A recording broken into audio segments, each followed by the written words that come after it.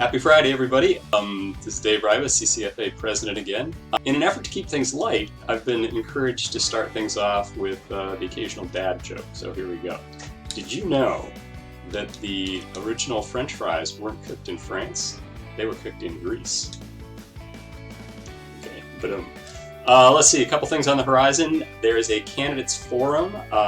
Gerhard Peters has sent out announcements, but that's going to be 6 p.m. next Monday, so that's 9/14.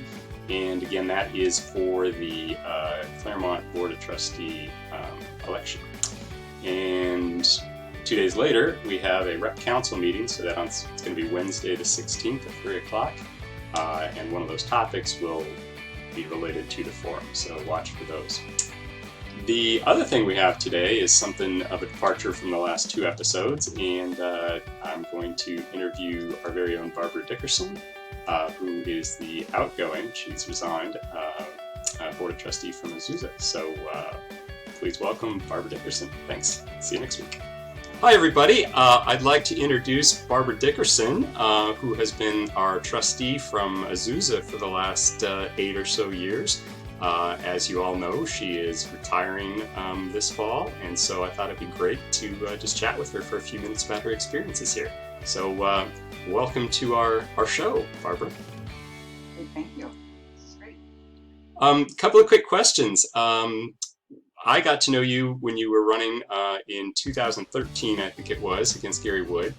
And that whole experience really got me more involved in our union, the CCFA. And I think for a lot of people, it made the CCFA people think, hey, this is really relevant. We're having an effect on our surrounding communities. It was very positive because we worked with the adjunct, we worked with citrus management, with the outside groups that were all in support of you. So it was really kind of fun, kind of exciting. What are your recollections of that election? Nerve-wracking because initially I felt very encouraged. I did a lot of walking. I knew a lot of people in Area 1, so I felt very confident about the voter confidence in me.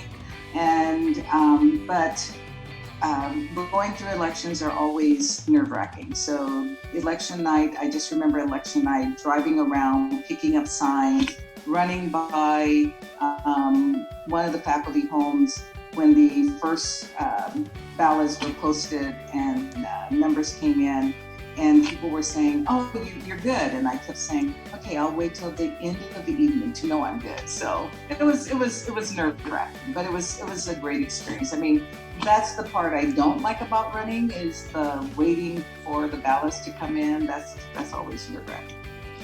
And then you ran again 4 years later. So a similar stress, or was that easier? No one. I had no challengers, so that was like nirvana. And so, and that I had experience when I ran for the K-12 board. My first K-12 board election was a hotly contested election. There was also an incumbent then, and then my second term on the K-12 board, I didn't have a contestant, so it was all very good. All right, and now that you've been doing the job for 2 terms, is it what you signed up for? It's more than what I signed up for. I have so enjoyed the experience, and I regret the timing of my departure because I think some very interesting conversations are on the horizon for citrus. So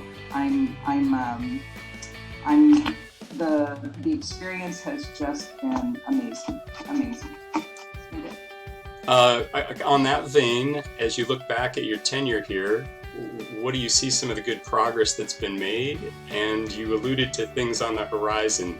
Are there specific things that you really, really are focused on?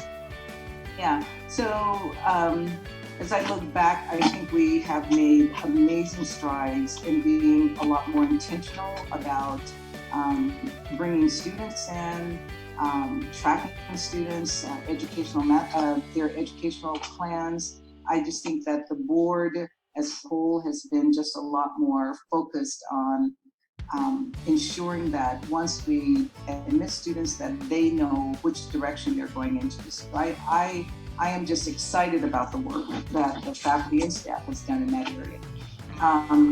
Looking and of course the work that the board has done on board evaluation, superintendent evaluation. I'm really pleased with all of that. I think that looking ahead, I'm most excited to see where Citrus goes with the Race and Equity Task Force, being the first trustee of color on the board ever. I think that's amazing that it took 2013 for a person of color to be elected to the board. So I'm looking forward to seeing what happens as a result of the task force. Yeah. What are some of your favorite memories at Citrus? Yeah, so when I first came on the board, I was working full-time and part-time, but I had a full-time gig. And so I think my favorite memories are running through all of these social events on campus. I mean, I had never been affiliated with an organization that had so many opportunities for faculty staff to commingle, get to know each other in a more casual setting. So that's what I think I will miss most. Not so much the games, but just those casual engagements and during those times. Very good. Well, let's see. We're trying to keep this short. I want to thank you for your time. So a couple of, I don't know, not personal questions, but for you, what's next, and what advice can you give to faculty or the community at large?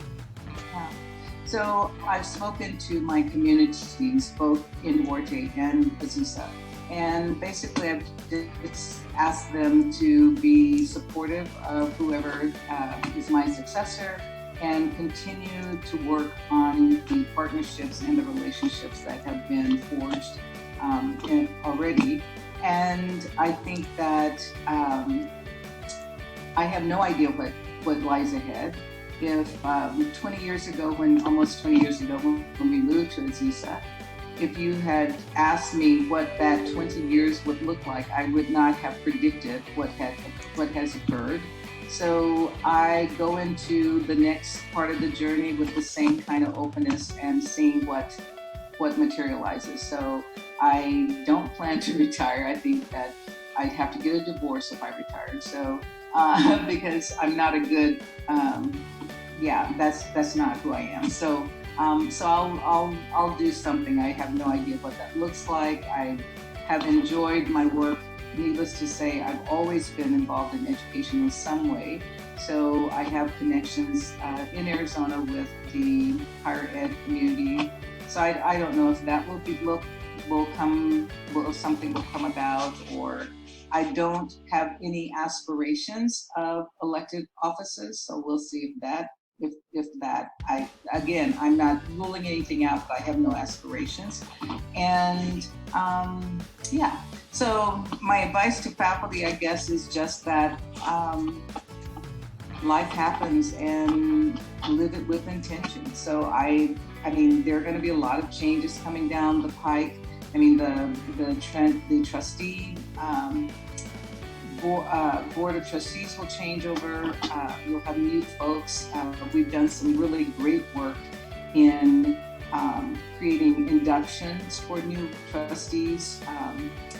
And I think I kind of pushed that arena because I was concerned when I came on that there was really no process in place. So I think for faculty and staff, just continue to look to establish those informal relationships with the trustees. I don't think any of my colleagues would be averse to getting to know faculty better. So. All right. Well, thank you. And, from the bottom of my heart, thanks for your service to the college. It's been a pleasure to get to know you. And I guess I should let you get to packing because Lord knows that's a lot of work. All right. Thanks. Agreed. All right. Thanks so much, Dave.